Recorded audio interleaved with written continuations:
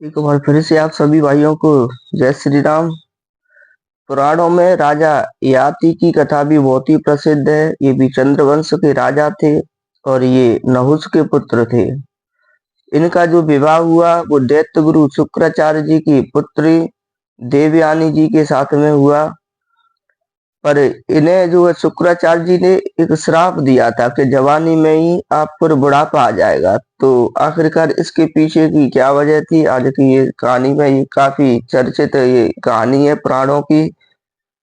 तो हुआ क्या था कि ययाति जो के राजा नहुष के पुत्र थे, इनके बड़े भाई यति थे। तो इन्हें राज्य करने में कोई इनकी इच्छा नहीं थी, तो इसलिए इन्हें राज्य का जो राजपद नहीं मिला, उन्होंने मना कर दिया था क्योंकि उन्हें वैराग्य में उनका ज्यादा मन था।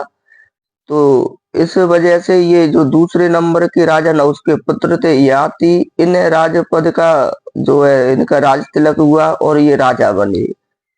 जब इनका राज तिलक हुआ उसके पश्चात इन्होंने असुर गुरु शुक्राचार्य की पुत्री देवयानी जी से इनका विवाह हुआ और कुछ समय बाद इन्होंने दैत्यराज बृहस्पति की पुत्री शर्मिष्ठा से भी इन्होंने विवाह किया। अब देवयानी से इन्हें जो दो पुत्र हुए, यदु और त्रवसु। ये यदु वही है जिनसे यदुवंश आगे चला, और शर्मिष्ठा से जो पुत्र हुए उनका नाम था द्रुहु, पुरु और अनु। और पुरु से जो है पांडवों का वंशावली आगे चली। उसके पश्चात जब देवयानी से इनका विवाह हुआ, उसके पश्चात जब इन्होंने शर्मिष्ठा से विवाह हुआ, तो जब ये बात देवगुरु जो सॉरी दैत्य गुरु शुक्राचार्य जी थे इन्हें पता चली, तो उन्हें बड़ा ही क्रोध आया और उन्होंने क्रोध के आवेग में आकर के राजा ययाति जी को श्राप दे दिया कि तुम्हारी जो है का जो भोग कामना जो है अभी खत्म नहीं हो रही है, वासना खत्म नहीं हो रही है, इसलिए तुम पर अभी जवानी में ही बुढ़ापा आ जाए। अब जब इन्हें ऐसा श्राप दिया तो इन पे बुढ़ापा आ गया। बाद में जो दैत्य गुरु शुक्राचार्य जी की पुत्री थी देवयानी, उन्होंने अपने पिता दैत्य गुरु शुक्राचार्य जी को समझाया और राजा ययाति के भी क्षमा याचना करने पर उन्होंने इनसे बोला कि देखिए मेरे श्राप का जो है प्रभाव है वो तो निष्फल नहीं हो सकता। श्राप का प्रभाव तो वो तो तुम्हें भोगना ही होगा, वो तो रहेगा ही।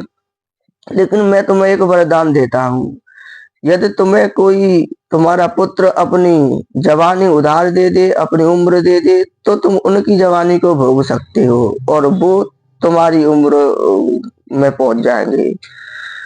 अब इस बात पर इन्होंने अपने जब ये राजमहल में आए, राजमहल में पहुंच करके इन्होंने अपने पुत्रों से उनकी जवानी मांगी और उन्हें बताया, पर सभी ने मना कर दिया।